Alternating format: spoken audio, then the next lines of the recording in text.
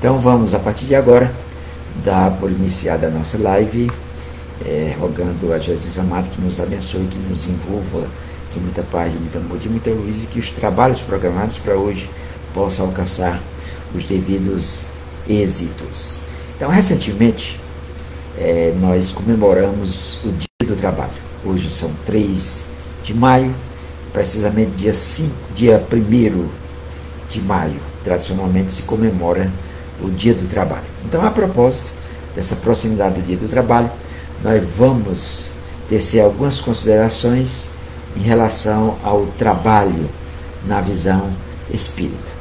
Nós sabemos que a ideia de trabalho que nós temos, que o senso comum nos passa, as tradições, principalmente oriundas da Igreja Católica e das igrejas reformadas, que o trabalho seria um castigo de Deus, seria um castigo.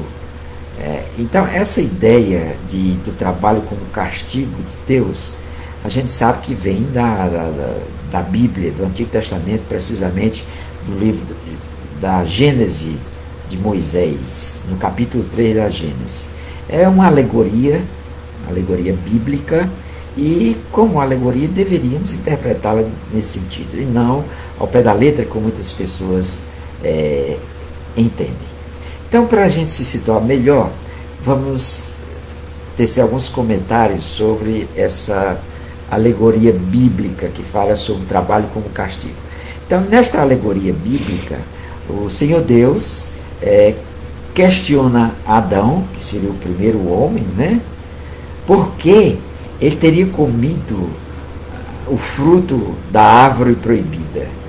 Muitos dizem que me parece que a partir da Idade Média, os teólogos interpretaram que esse fruto proibido seria a maçã. Mas no texto bíblico não fala em maçã. Mas é isso que a gente, até hoje, todo mundo diz que foi a maçã que Adão comeu. Mas na Bíblia não fala em maçã, fala apenas no fruto da árvore proibida. Então, o Adão culpou a mulher. Deus questionou: por que você comeu, Adão, o fruto da árvore proibida? Aí o que é que Adão responde na maior cara de pau para Deus? É que, não, Senhor, eu comi porque a mulher que o Senhor me deu como esposa, olha aí que cara safado, né? A mulher que o Senhor me deu como esposa fez eu comer esse fruto da árvore proibida. Então Deus se dirige à mulher, que era Eva. Por que você fez isso? Você obrigou ou induziu o Adão a comer o fruto da árvore proibida? Aí a Eva, para se sair, diz que foi induzida pela serpente. Aí Deus faz aquele negócio para a serpente, diz que como castigo a serpente ia se arrastar pelo resto da vida,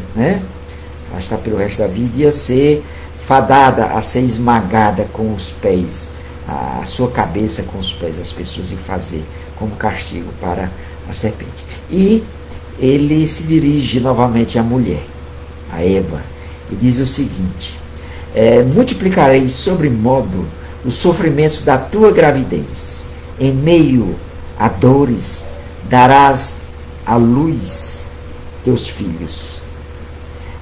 O teu desejo será o do teu marido, e ele te governará. Olha que machismo. Eles acusam que a Bíblia era muito machista, né? E Deus, esse Deus aí da Bíblia, está sendo muito machista também. Olha aí. O teu desejo será o do teu marido, e ele te governará. E para Adão, Deus se dirige a Adão e diz o seguinte: visto que atendeste à voz de tua mulher e comeste da árvore que eu te ordenei que não comesses, maldita é a terra por tua causa. Em fadiga obterás dela o sustento durante os dias de tua vida.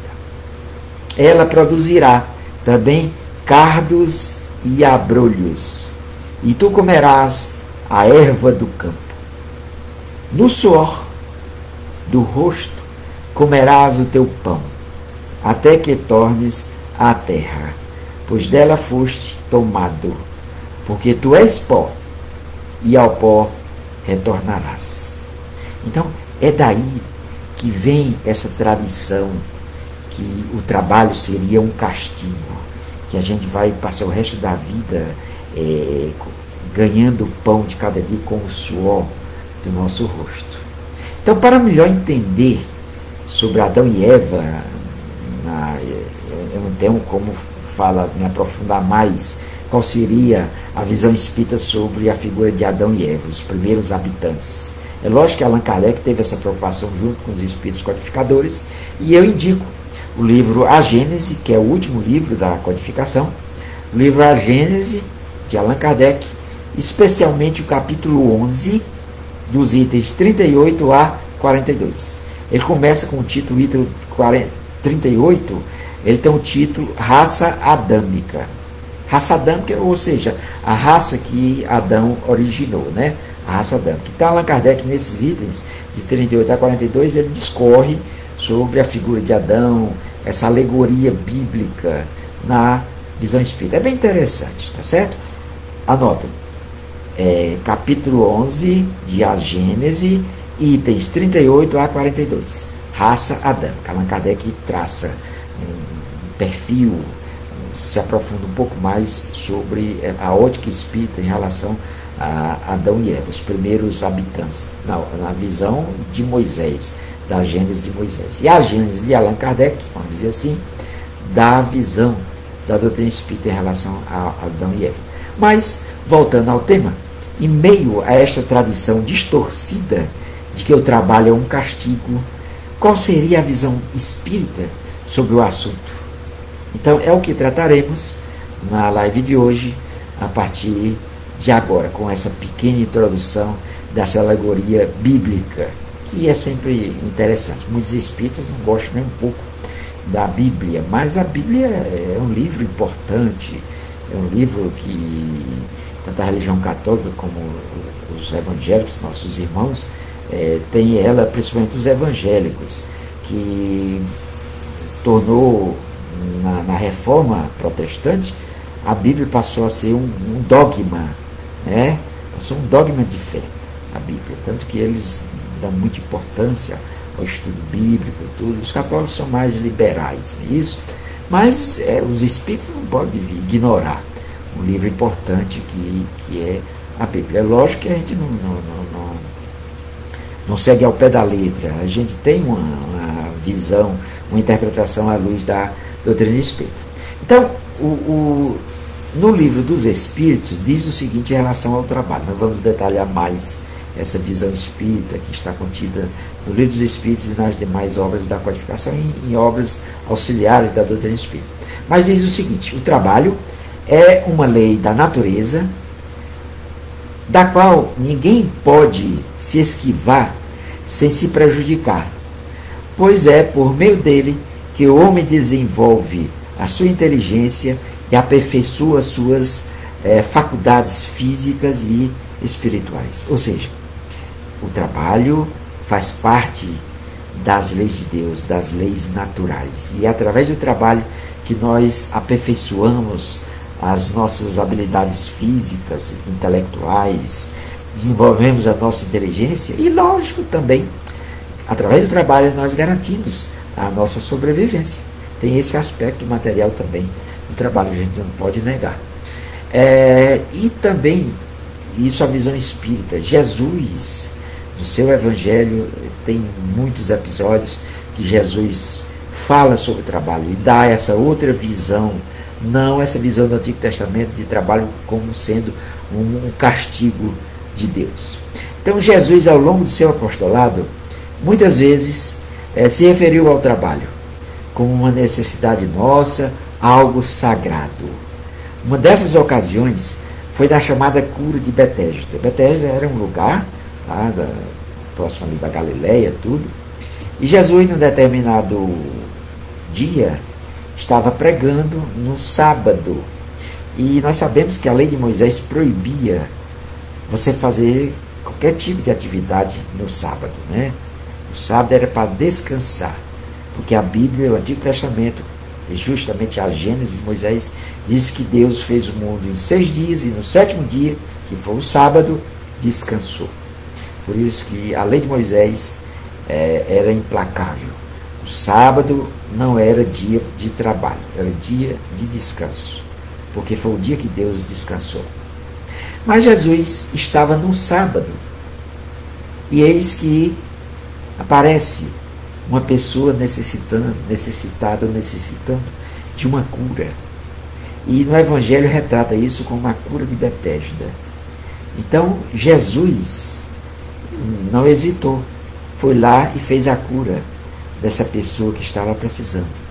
E foi questionado pelos fariseus, como que ele fazia aquilo no sábado, contrariando a lei de Moisés.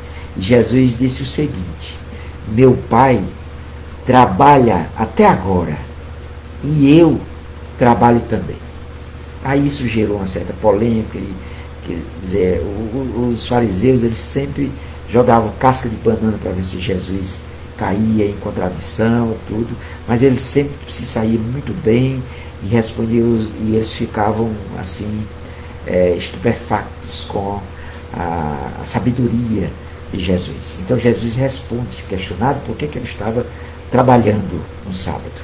Meu Pai trabalha até agora, ou seja, trabalha sempre, e eu trabalho também.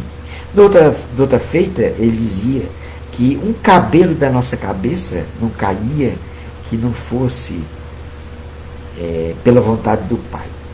Então, até na queda do cabelo tinha o trabalho de Deus, a vontade do Pai. Então Jesus, em muitas situações, mostra a importância do trabalho, não essa visão do Antigo Testamento como um castigo. Os espíritos codificadores deram a real importância ao trabalho no Livro dos Espíritos, que foi o primeiro livro da codificação. O livro terceiro do Livro dos Espíritos, ou a parte terceira, se preferirem, retrata sobre as leis morais ou leis divinas. O capítulo 3 do livro terceiro do Livro dos Espíritos, ele retrata justamente sobre a lei do trabalho, como sendo uma das leis morais, uma das leis naturais ou leis divinas. Então, o Livro dos Espíritos tem um capítulo inteiro, o capítulo 3 da parte terceira do Livro dos Espíritos, que é só sobre a lei do trabalho. Então, separamos aqui algumas questões que Allan Kardec formulou aos Espíritos sobre o trabalho. Da necessidade do trabalho, está no Livro dos Espíritos, livro 3. Questão 674. Allan Kardec pergunta: a necessidade do trabalho é uma lei da natureza?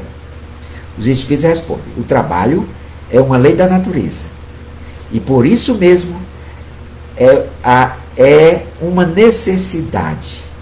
A civilização obriga o homem a trabalhar mais, porque aumenta as suas necessidades e os seus prazeres. Ou seja, o trabalho é uma necessidade, mas pelo abuso, vamos dizer assim, às vezes pelo apego à matéria, o ser humano acaba trabalhando muito mais do que o necessário para ter o supérfluo, para ter um gozo maior. Então acaba sendo muitas vezes uma distorção. Mas se você trabalhasse apenas o necessário para sobreviver, você trabalharia menos, seria mais suave.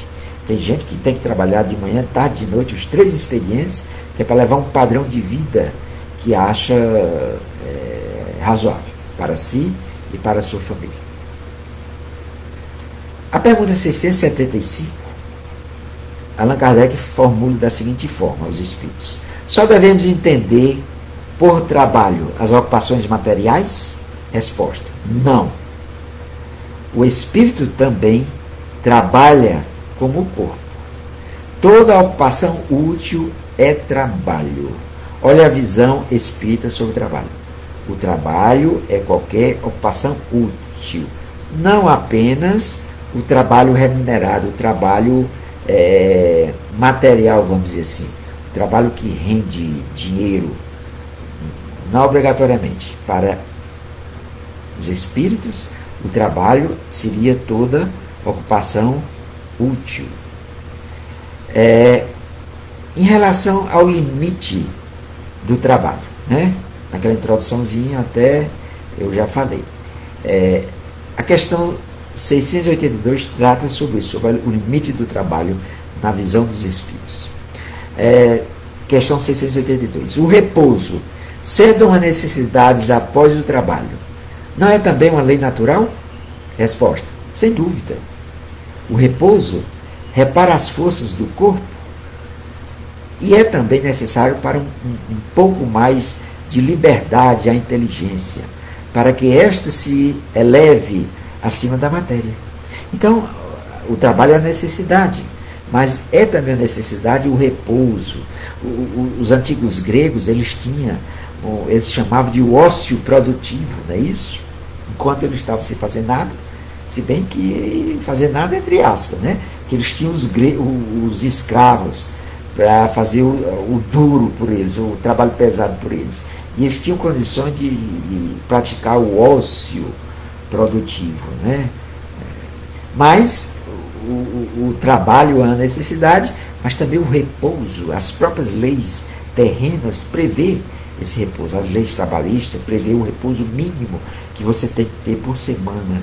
E nesse repouso certo, não seria você fazer bicos para complementar a sua renda. Infelizmente, é uma distorção da sociedade, a pobreza, a má distribuição de renda obriga muitas pessoas a utilizar esse horário que seria do repouso para ter uma outra atividade remunerada. Bicos, como se fala popularmente.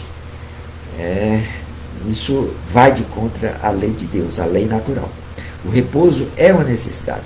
E durante esse repouso, além de você refazer as forças do corpo, as forças físicas e da mente, do espírito, você aproveita para exercitar a mente, exercitar a inteligência. Pelo menos seria o ideal. A questão 683.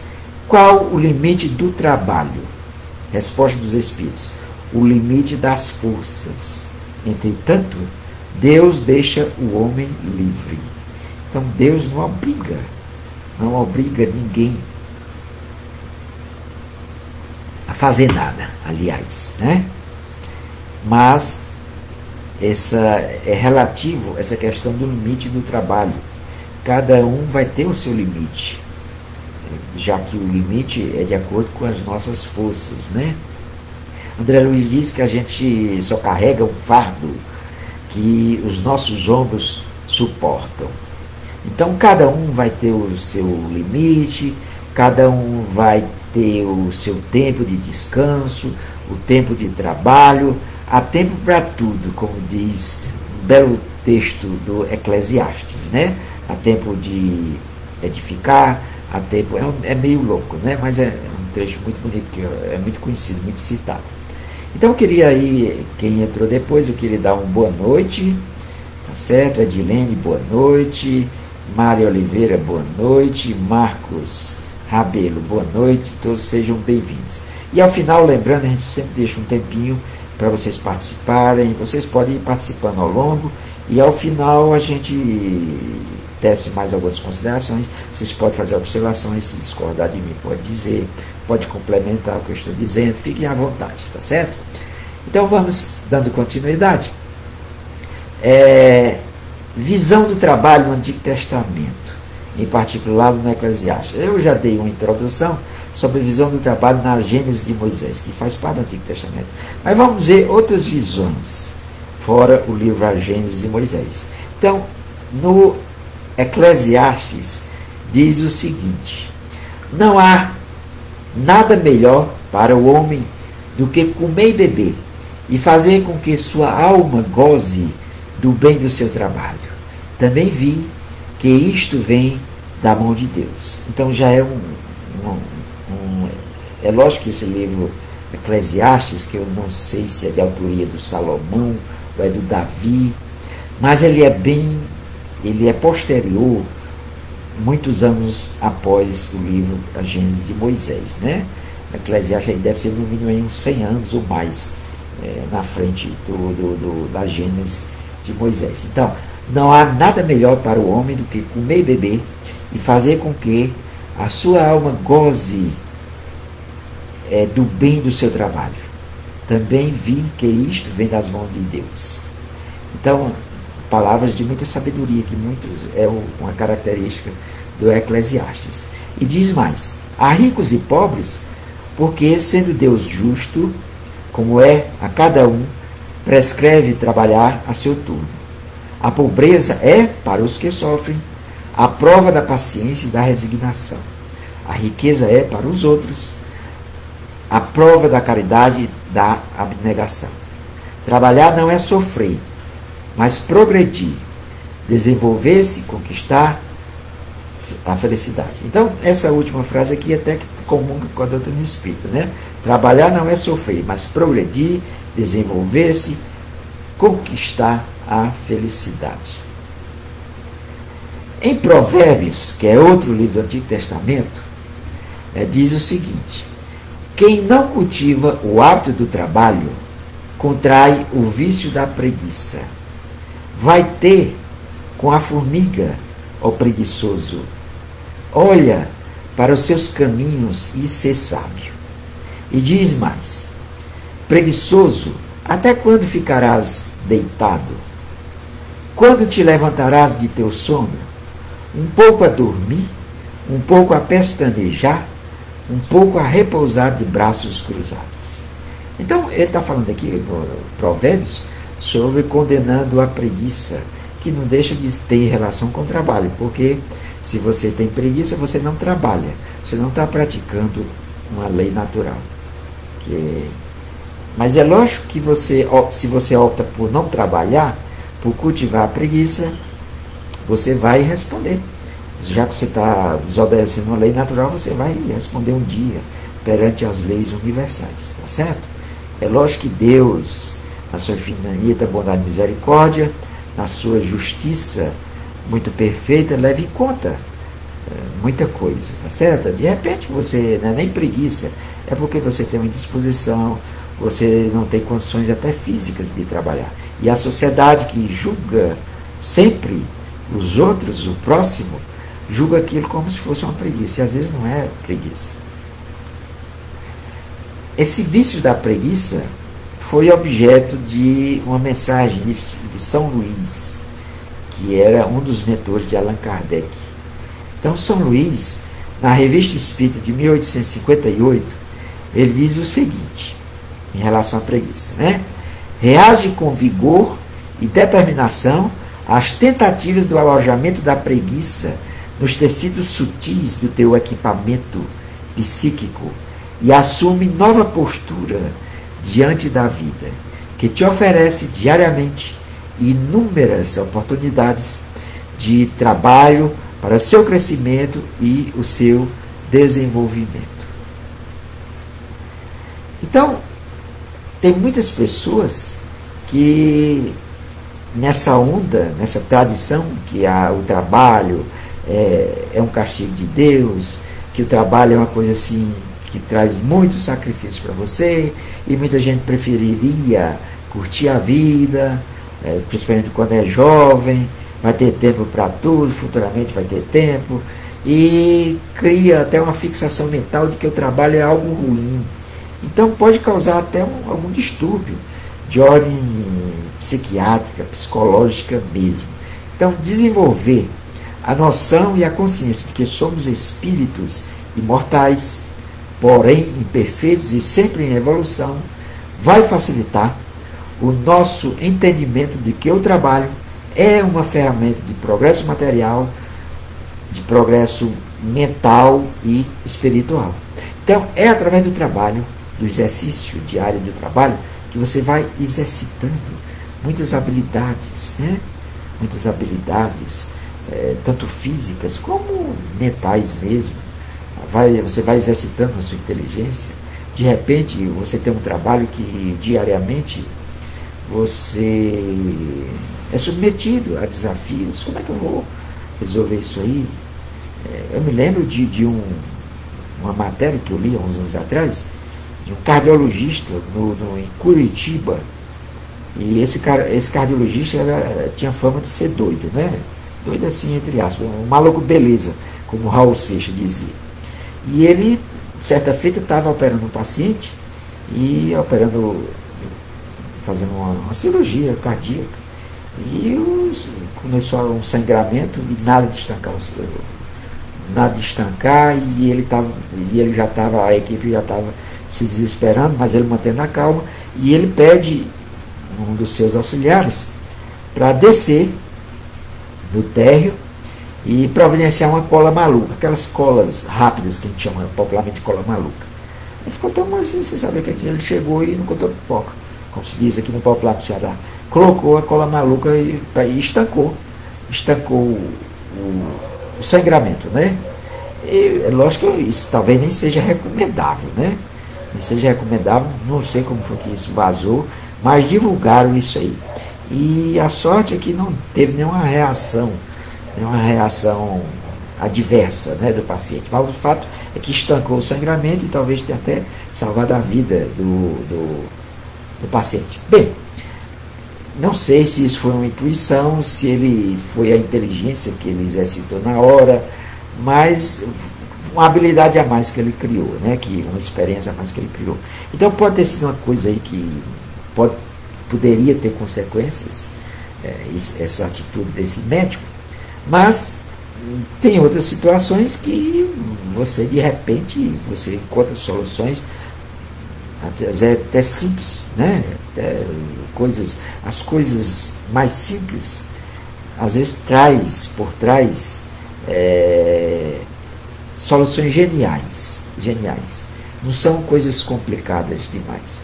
E isso a nossa inteligência vai buscando soluções. Então tem profissões que todo dia é uma coisa nova e você tem que buscar soluções para aquilo ali. Então isso a gente faz através do trabalho. Exercita sim as nossas habilidades de um modo geral, através do trabalho. É assim que nós devemos encarar o trabalho. O trabalho, ele leva ao progresso e à evolução, devido a esse fato de você estar constantemente exercitando a sua inteligência, as suas habilidades, inclusive espirituais. O trabalho está diretamente ligado ao progresso. Do ponto de vista terreno, a máxima buscar e achareis é análoga à outra: ajuda-te e o céu te ajudará. Isso está no Livro dos Espíritos, capítulo 25. É o princípio da lei do trabalho e, por conseguinte, da lei do progresso, porque este é filho do trabalho e porque o trabalho aciona as forças da inteligência. Então, o trabalho na visão espírita e as reencarnações e o trabalho. Vamos ver o que tem a ver isso. O trabalho e as reencarnações. Então, durante as sucessivas reencarnações, o espírito adquire experiências importantes para o seu autoconhecimento e para o seu desenvolvimento também. O trabalho que nós executamos nesta diversidade de experiências é o meio eficaz para o aprendizado do sentido da vida. O corpo material se desgasta neste trabalho, mas o espírito sai mais forte, mais lúcido e mais capaz a cada experiência vivida na carne, ou seja, a cada nova reencarnação. Cada reencarnação a gente é uma nova experiência. A gente pode vir num outro sexo, a gente vem numa outra identidade, a gente vem numa outra profissão. Ou seja, cada reencarnação são experiências renovadas, novas experiências, novas habilidades que nós exercitamos. E isso faz com que a gente vá desenvolvendo cada vez mais o nosso intelecto, a nossa inteligência, o nosso espírito. Então isso mostra que realmente o trabalho é uma lei natural, o trabalho contribui em muito pelo progresso, pelo desenvolvimento físico, espiritual, intelectual, de um modo geral, com certeza. O trabalho é progresso, sobretudo. Então, por que não praticar o trabalho? Perde muito quem está deixando de exercitar o trabalho. E, como eu falei no começo, o trabalho, segundo os Espíritos, o trabalho não é apenas o trabalho físico. O trabalho é qualquer atividade útil, não apenas o trabalho remunerado, como muitas pessoas pensam. A depuração do espírito só é alcançada pelo trabalho. Por quê? Eu falei na instante que cada reencarnação são experiências novas. Você vai sobreviver numa profissão nova. Não obrigatoriamente você vai adquirir uma profissão nova. Pode ser que numa determinada reencarnação você seja professor e você teve uma existência tão marcante como professor, novas técnicas pedagógicas, tudo. E pode ser que numa outra reencarnação você volte na mesma profissão para desenvolver ainda mais essas técnicas pedagógicas, para avançar ainda mais e contribuir com a educação. Nada impede de você vir com a mesma profissão. Mas, geralmente, são novas experiências, novas profissões, para justamente exercitar novas habilidades. E com isso você vai desenvolvendo-se e evoluindo em todos os sentidos. A evolução se processa através do trabalho. O trabalho é uma necessidade, um meio de desenvolver a inteligência do ser humano e uma forma dele participar da obra de Deus. Nós somos co-criadores. Jesus disse: vós sois deuses. A ideia que nós tínhamos é que Deus ficasse sentado no seu trono, lá no céu, e administrando toda a sua criação, lá desse trono. Mas não é assim. Deus conta com cada um de nós. Nós todos somos co-criadores. Jesus disse que nós somos deuses, embora ninguém tenha essa consciência e embora ninguém faça ainda esse papel, porque ainda somos muito pequenos. Mas dia virá, quando estivermos um pouco mais evoluídos, mais conscientes do nosso verdadeiro papel no universo, nós sim exercitaremos melhor o papel de deuses, o papel de co-criadores. E para sermos co-criadores, o trabalho é essencial. Então vejam aí, Deus, como inteligência suprema, causa primária de todas as coisas, tem os seus ministros, que são espíritos que já alcançaram uma evolução, se tornam espíritos puros. Então, esses espíritos estão aptos a receber missões cada vez mais superiores. Então, em muitas lives passadas, a gente já falou sobre Jesus, nosso governador planetário. No livro A Caminho da Luz, diz que Jesus é o nosso governador planetário, que Jesus participou da criação do planeta Terra. Olha aí, um ministro de Deus com uma função importantíssima: ser um governador planetário de um planeta, presidir a formação de um planeta. E assim, proporcionalmente à evolução de cada espírito, Deus vai delegando tarefas a esses espíritos. Então nós temos as nossas tarefas obedecidas às proporções de nosso padrão evolutivo atual. Então é através do trabalho que a gente vai desenvolvendo essa faceta de co-criadores, participando da criação de Deus, dos bens que compõem toda a criação de Deus. Não basta somente ajudar, é preciso dar trabalho ao indivíduo e também orientar-lhe, para que ele possa se conscientizar de que o trabalho é que vai fazê-lo evoluir. Nesta ação está o ponto de partida para a aquisição do fim, que é a perfeição. Nos mundos superiores, como seria o trabalho nos mundos superiores? A gente tem perfeitamente noção do trabalho como é no mundo de prova e expiação, que é o nosso. Nós temos essa noção, com certeza. Inclusive, Eu estou falando aqui sobre essa visão tradicional, do já falei, do trabalho como castigo, e a doutrina espírita estou mostrando que não é nada disso, que a doutrina espírita considera o trabalho como uma lei natural, uma lei divina, e que é uma ferramenta fundamental para a nossa evolução, para o desenvolvimento da nossa inteligência psíquica, intelectiva, espiritual. Então, nos mundos mais adiantados do que o nosso, o trabalho é relativo à natureza das necessidades. Quanto menos necessidades materiais o espírito encarnado tiver nesse planeta, menos material é o trabalho.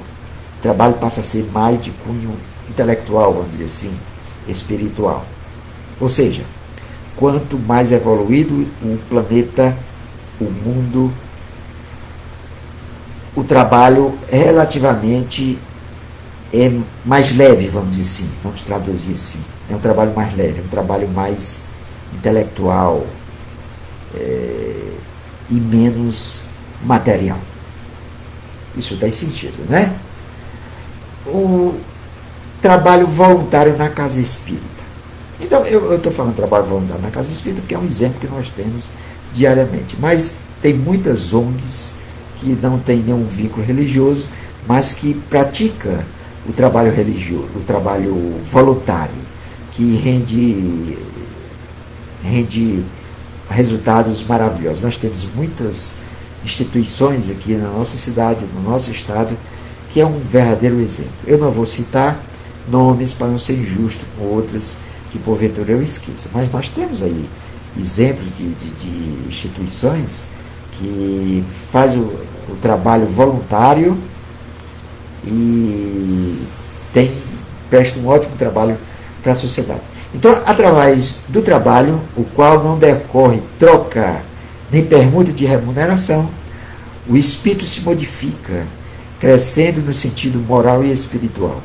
Através da autodoação, consegue se superar e revela-se instrumento da misericórdia divina e na construção da felicidade para todos. Somente o nosso trabalho coletivo pode engrandecer ou destruir o organismo social. E somente o organismo social pode tornar-se individualmente grandes ou miseráveis. Então, a prática do trabalho voluntário deveria ser incentivada, praticada mais em nosso país, mas tem crescido bastante. Eu me lembro de uma matéria que eu li há um certo tempo, numa dessas revistas, quando eu tinha tempo de ler revistas, né? Hoje meu tempo, eu dedico mais meu tempo à leitura de livros espíritas, que tem demais, e outras obras de cunho mais não doutrinário, mas de cunho que eleve ao nosso... Eu não leio só livro espírita, né? Eu leio o livro espírita e outras obras também importantes. Mas eu li numa revista que uma multinacional foi fazendo testes para contratar novos executivos, e os currículos eram riquíssimos. Tinha deles que tinham pós-doctor, graduações, 2, 3 graduações, currículos riquíssimos. E tinha um cidadão que tinha uma graduação e ele tinha um trabalho voluntário. Ele relatou no seu currículo esse trabalho voluntário e chamou a atenção dos executivos dessa multinacional. E ele, na entrevista, foi perguntado como ele desenvolvia esse trabalho voluntário. Então ele tinha 1 hora, pouco mais de 1 hora, no intervalo para o almoço. O que é que ele fazia? Ele almoçava e ia ali no centro das ruas de São Paulo. Ele fazia um trabalho junto aos moradores de rua, meia hora, 40 minutos, todo santo dia, os dias úteis, né, que ele tinha. Então era um trabalho bem interessante. Eu não me lembro qual era o trabalho, mas era um trabalho voluntário que ele fazia. E isso chamou a atenção dos executivos e a vaga ficou com ele, devido a esse trabalho voluntário que ele fazia. E os outros não faziam nenhum tipo de trabalho voluntário. Olha aí, um trabalho que não era remunerado e um trabalho que engrandeceu demais esse cidadão, a ponto dele conquistar uma vaga uma remuneração muito boa, tinha muitos candidatos. E ele conquistou essa vaga graças a esse trabalho voluntário que ele fazia no horário da folga dele, do almoço. Então, nas obras de André Luiz, eu já citei o trabalho na visão de Allan Kardec nas obras básicas. Então, nas obras de André Luiz, ele cita alguns trechos em algumas obras, análises sobre o trabalho. Em Nosso Lar, que foi a sua primeira obra, já gerou filme, é um dos maiores best-sellers de obras espíritas de todos os tempos, no capítulo 27, ele diz que o trabalho, enfim, nas câmaras de retificação. Ou seja, André Luiz, depois que foi tratado tudo, ele estava ansioso pelo trabalho. Inicialmente ele pensou que era um trabalho de médico, mas o que foi o trabalho que ele conseguiu? Aí ele explicar para ele que a medicina no plano espiritual era diferente da medicina no plano físico. A medicina, para a prática da medicina no plano espiritual, ele tinha que entender profundamente sobre o espírito, sobre os corpos espirituais, que ele não tinha esse entendimento. Mas aí ele conseguiu uma vaga e ele exultou, depois de todo esse entendimento, de auxiliar de enfermagem. Ele, médico na Terra, conseguiu um emprego como auxiliar de enfermagem. Não é auxiliar de enfermagem, não. Era auxiliar de limpeza. André Luiz inicia o trabalho de auxiliar na limpeza de vômitos de substâncias negras e fétidas. Era uma forma também de ele se educar e se educando na prática desse trabalho. Então, todo trabalho é digno, né? Todo trabalho é digno. Só um momentinho, pessoal. No capítulo 32, ainda de Nosso Lar, Notícias de Veneranda, que era uma das mentoras de Nosso Lar, uma das ministras de Nosso Lar. Notícias de Veneranda. A ministra Veneranda, que possui o maior número de bônus horas, 1 milhão de horas de trabalho útil em 200 anos de atividade. Ou seja, a ministra Veneranda fazia 200 anos que trabalhava em Nosso Lar e ela já contabilizava o maior número. Em Nosso Lar diz que tinha uma espécie de uma moeda, bônus horas. Ou seja, cada hora de trabalho valia um bônus horas. Tá certo? Então, a Veneranda, em 200 anos, já tinha reunido 1 milhão de horas de trabalho útil, ou 1 milhão de bônus horas. Riquíssima, se fosse nos padrões terrenos, né? Em Obreiros da Vida Eterna, outra obra de André Luiz, no capítulo 14, tem a casa transitória.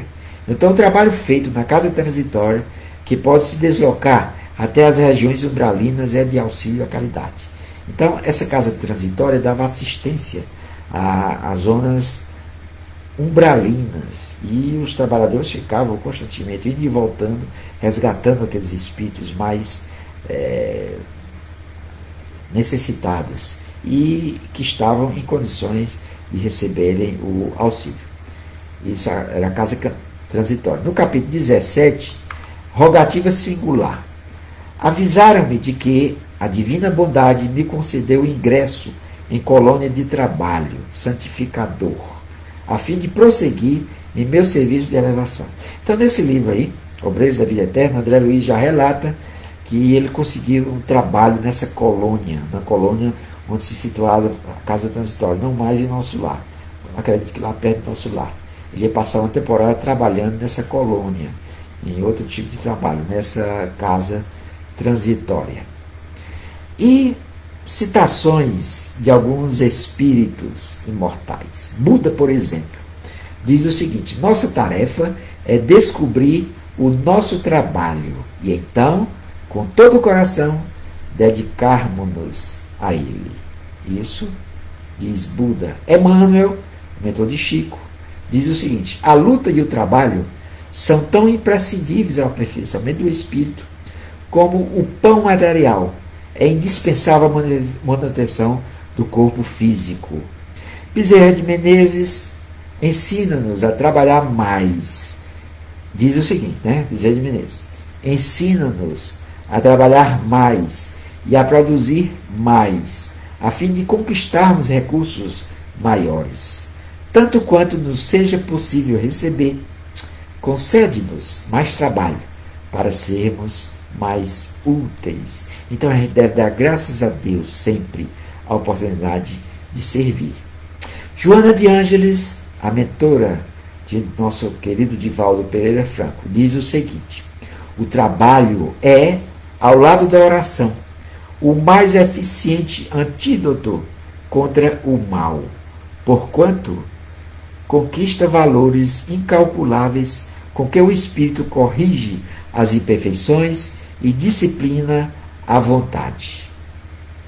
Lembremos sempre que Deus a todos nos ampara, mas a caminhada, os passos, a busca é por nossa conta. É preciso trabalho para alcançar o futuro desejado, principalmente os frutos que saciam a sede da alma.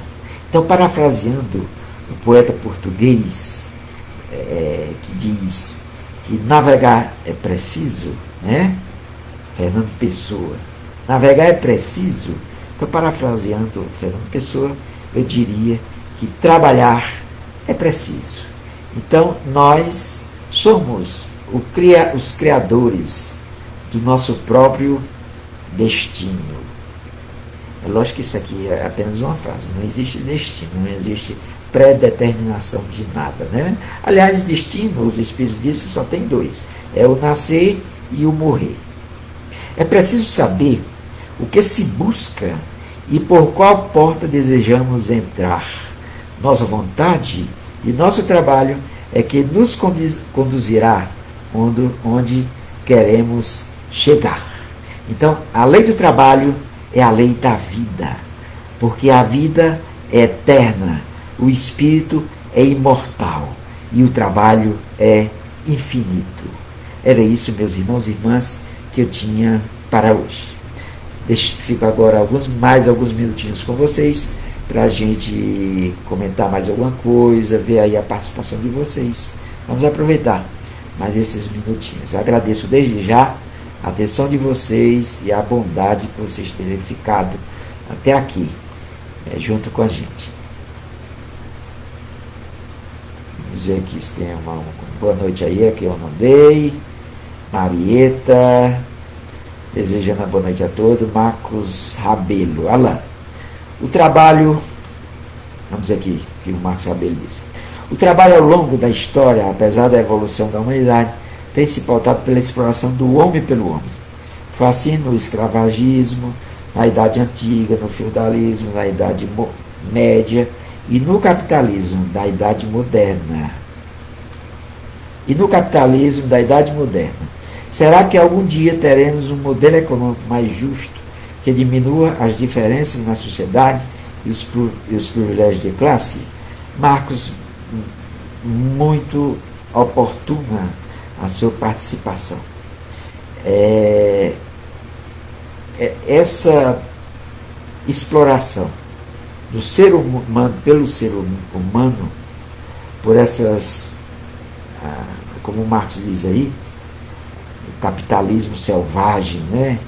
Esse capitalismo selvagem, que ao longo de toda a história foi na Revolução Industrial. Quem tiver a oportunidade de ler aqueles livros que retratam esse período da Revolução Industrial, pessoal, era desumano a exploração dos trabalhadores. Tem um romancista inglês, o Charles, agora deu um branco. Ele retrata muito esse período. Charles Dickens, certo? Os livros do Charles Dickens, ele retrata muito esse período da Revolução Industrial. Então, na França, também tem alguns livros que retratam essa exploração do ser humano pelo ser humano, da miséria que essas pessoas viviam, né? O Victor Hugo na França, Os Miseráveis principalmente. Então, uma coisa absurda. Isso demonstra ainda o quanto somos atrasados espiritualmente. Porque muitos que exploram numa existência, na outra são explorados pela lei de causa e efeito. Tá certo? Então, vem esse círculo vicioso, desde a Idade Antiga, da Idade Moderna, a Idade Média e Idade Moderna, e ainda nos nossos dias. É certo que as leis trabalhistas vêm se aperfeiçoando, mas a nossa lei trabalhista é do tempo de Getúlio Vargas ainda, foram modificar algumas coisas ainda que não trouxe nem tanto benefício para os trabalhadores, mas eu acredito, Marcos, que à medida que formos nos aperfeiçoando, que os espíritos forem se aperfeiçoando, que forem reencarnando, espíritos mais comprometidos com o bem, nessa transição planetária que nós estamos, e diante da nossa vigilância. Não é por isso que a gente vai deixar de braços cruzados esperando que os espíritos mais evoluídos do que nós reencarnem para consertar isso aí. Não é assim. Mas nós temos que lutar para que essas injustiças sociais não perdurem, não permaneçam, fazendo com que exerçamos os nossos papéis de cidadãos.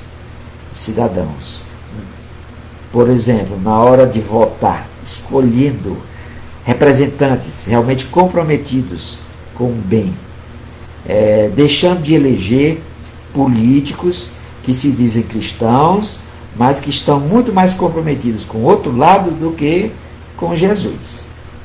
São muito mais políticos comprometidos com espíritos trevosos, vamos dizer assim. Pode até ser pessoas boas, mas que se deixam levar. Tem, ao longo da história, teve muitos...